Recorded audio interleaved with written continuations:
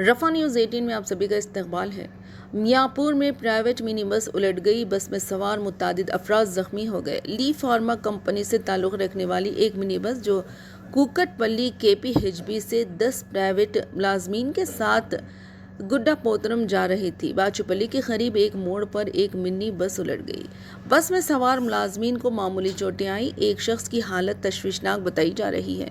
जख्मियों को इलाज के लिए निजी हॉस्पिटल मुंतकिल किया गया। मियाँपुर पुलिस मामले की जांच कर रही है।